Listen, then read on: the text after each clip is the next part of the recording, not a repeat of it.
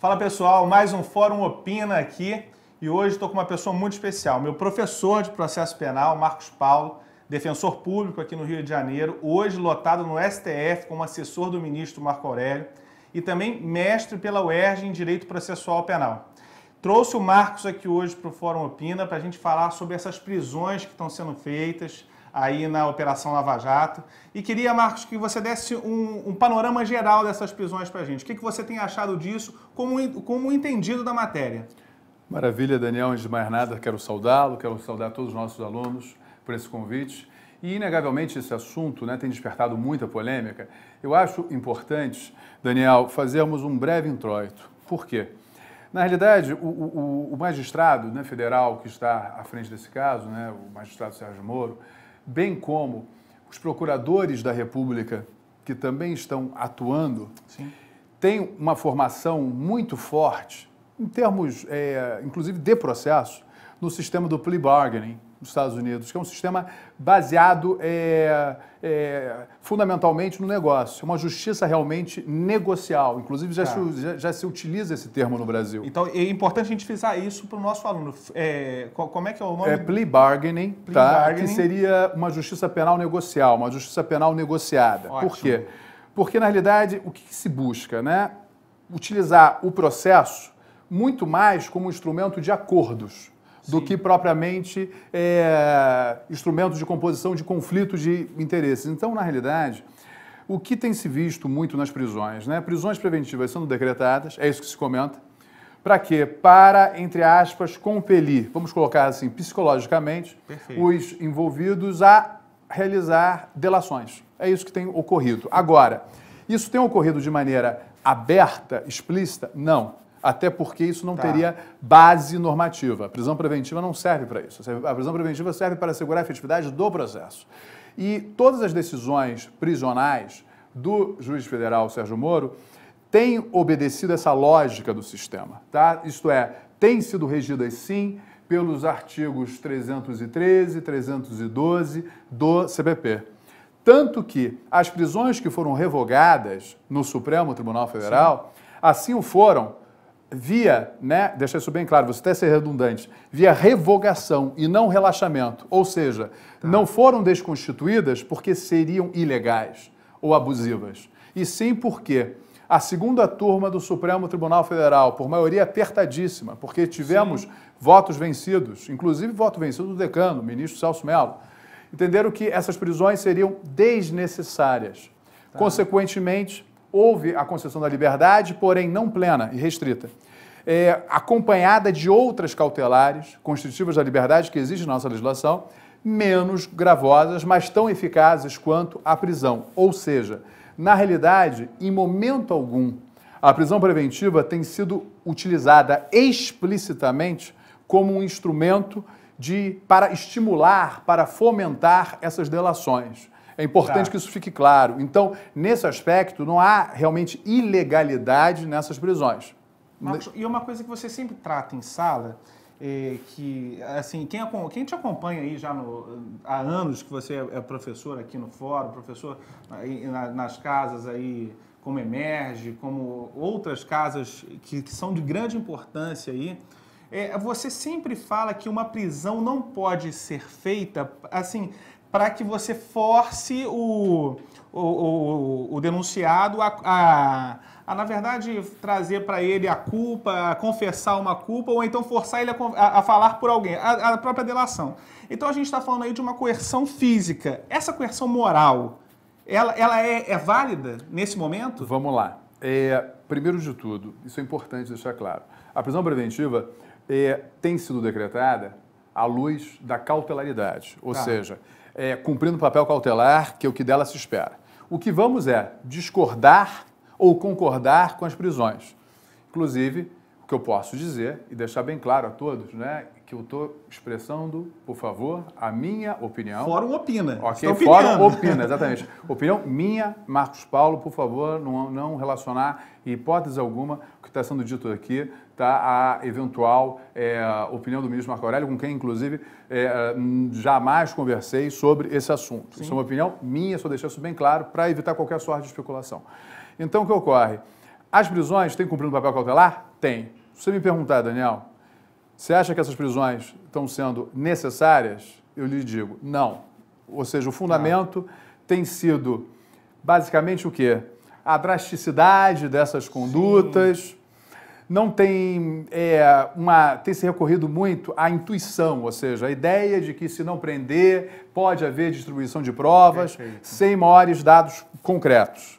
Tá? Pelo menos, por exemplo, na última prisão do José Dirceu, eu tive acesso ao teor da decisão e não concordo. Agora, daí a dizer, sê-la ilegal, sê-la arbitrária, em hipótese alguma. Tanto é que foi uma decisão que teve, se não me engano, 60 laudas, mais 70, até. Quase 70 laudas, exatamente. Então, não se pode dizer isso. Agora, se pensarmos nas delações em si, vamos partir da premissa de que o móvel dessas delações tenha sido a prisão. Fato é que a prisão em si foi legal, cumpre um papel cautelar. Ponto. Sim. Então, houve coerção física para que os envolvidos delatassem? Não. Poderíamos pensar numa eventual coerção psicológica? Poderíamos. Só que isso, até hoje, no histórico jurisprudencial do Supremo Tribunal Federal, isso é admitido? É admitido. Tá. Há uma diferença entre espontaneidade e voluntariedade. Quando se pensa, por exemplo, no direito à não autoincriminação. E essa sutileza ela é extremamente importante, porque ninguém pode ser compelido a produzir prova contra si. Mas isso é uma coerção física. Eventual coerção psicológica tem sido admitida, dou exemplos. Transação penal. Suspensão condicional do processo. Cá entre nós, é óbvio que o autor do fato está numa situação de absoluta inferioridade ante o Ministério Público. Porque para ele ou aceitar a transação ou ser denunciado. Sim. Ou aceitar a suspensão condicional do processo ou vir a ser sentenciado e correr o risco de vir a ser condenado. Sim. Então, quer queira ou não, já é íncito a esses mecanismos de justiça penal negocial uma certa coerção do ponto de vista psicológico. E isso o Supremo Tribunal Federal tem admitido. Vamos dar um outro exemplo? Lei seca. Né? Porque, para-se na lei seca, o sujeito é forçado a realizar o exame? Não. Falou se quiser. Agora, é espontâneo? Não é. Mas desde que haja voluntariedade, isto é, desde que não haja uma coerção física, isso é legal, isso não atenta contra a Constituição. E nessa linha, o Supremo pouco discrepa da experiência norte-americana. Só que a experiência norte-americana é apenas o cuidado que devemos ter. Ela, por vezes, exagera. Porque é uma coerção psicológica que muitas vezes beira chantagem. Tem um precedente emblemático da Suprema Corte norte-americana, eu digo isso com muita tranquilidade, por isso que eu entendo bem a cabeça do juiz Sérgio Moro, porque a minha dissertação de mestrado foi sobre transação penal, que me obrigou a realizar um estudo profundo sobre a justiça penal negociada nos Estados Unidos. Tem um precedente, Daniel, incrível, em que um sujeito suspeito de espionagem teria passado informações privilegiadas à antiga União Soviética. A esposa estava com câncer, estágio terminal. Os termos do acordo foram: ou você confessa, ou vamos denunciar a sua esposa e prendê-la como partícipe. E isso foi questionado junto à Suprema Corte norte-americana. Ó a prisão aí. Aí abertamente. Entendi.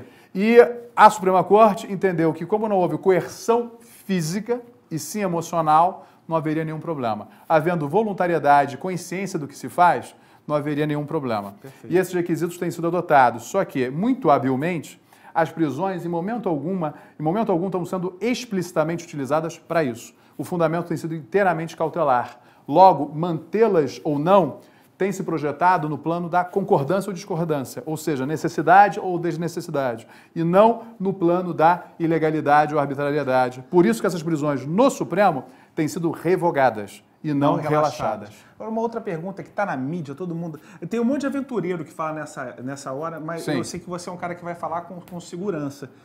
A prisão do José Dirceu, apesar de já estar em execução criminal, ele já vinha numa execução, ele vinha cumprindo prisão domiciliar, ele já estava cumprindo a sua pena. Ele poderia ser novamente preso, já estando preso?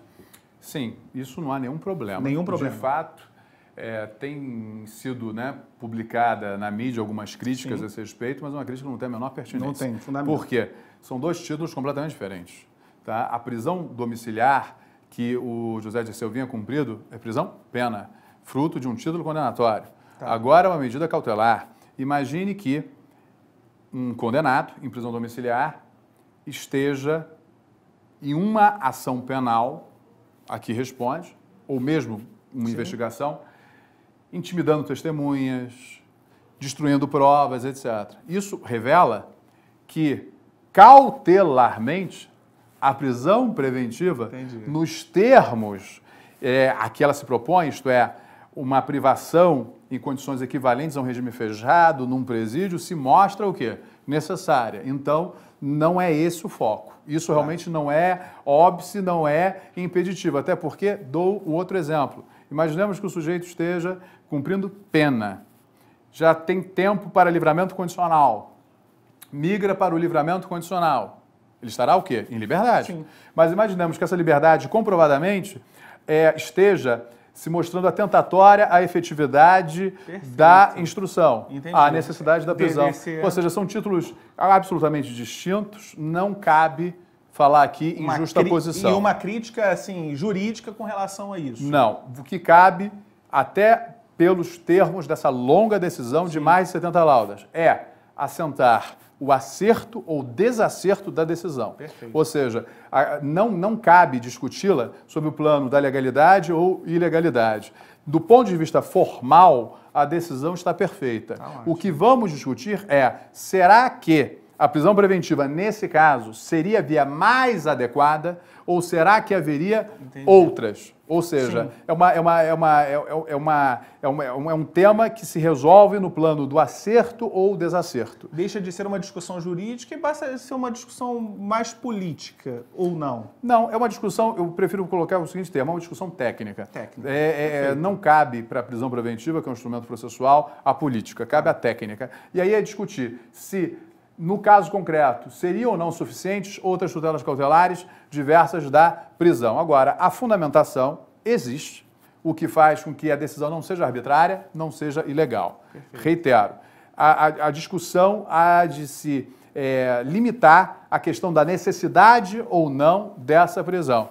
Se sobrevier a desconstituição, não será sob a epígrafe relaxamento, isto é, reconhecendo a ilegalidade ou arbitrariedade da decisão, virá sob a epígrafe revogação, concluindo-se pela desnecessidade da custódia. Agora, uma última pergunta, porque, na verdade, já partiu para a aula, né? Assim, já está dando uma aula de processo penal aqui, e isso é muito bom, até para o pessoal conhecer os seus módulos aqui no curso Fórum, né? Mas com relação, Marcos, à questão da prisão. A prisão se dá efetivamente no local onde o crime foi praticado e ele ali deveria estar preso, deveria ser levado à carceragem daquele local. No entanto, vou citar aqui o José Dirceu, ele estava em Brasília e foi deslocado, estava em Brasília ou Ribeirão, agora não me lembro, mas ele foi deslocado até Curitiba. Com relação a isso, ele não teria que estar cumprindo a prisão no local para ele não perder o relacionamento social dele? Não tem essa questão no Código de Processo Penal? Ótima pergunta, Daniel. Na realidade, você não tem um dispositivo expresso sobre isso, quer no CPP, quer na Lei de Execução Penal. E é importante dizer, a Lei de Execução Penal é essa que é aplicável aos presos provisórios, aos presos cautelares, que seria a situação do José Dirceu na Operação Lava Jato. É o parágrafo único do artigo 2º da Lei de Execução Penal. O que ocorre isso é uma jurisprudência já de longa data dos tribunais superiores, não só do Supremo Tribunal Federal, mas também do Superior Tribunal de Justiça. Existe sim, como linha de princípio, apenas como linha de princípio, a recomendação de que o preso fique acautelado em uma comarca, né, que, em geral, na comarca onde se deram os fatos e onde ele possa estar próximo do seu núcleo familiar, do seu núcleo social. Porém, não há um direito público subjetivo a isso. É uma recomendação. Sim, não há um direito público subjetivo a isso. Vale dizer, se houver razões a indicar que a proximidade do preso ao seu núcleo familiar social possa representar, por exemplo, um risco a instrução, a investigação, ele pode ser perfeitamente transferido, sim, para outra cidade, para outra comarca. Isso é um tema recorrente, não só em se tratando de processo, né, penal e, portanto, prisões cautelares, mas é recorrente também no caso da execução penal. Perfeito. Gente, eu estive aqui com o professor Marcos Paulo, nosso professor de processo penal. Então, procurem aí na página do Curso Fórum os módulos que o Marcos dá de processo penal. Vocês vão ter aí mais aulas desse cara que realmente faz a diferença no processo penal brasileiro. Curso Fórum, tradição em preparar para aprovar.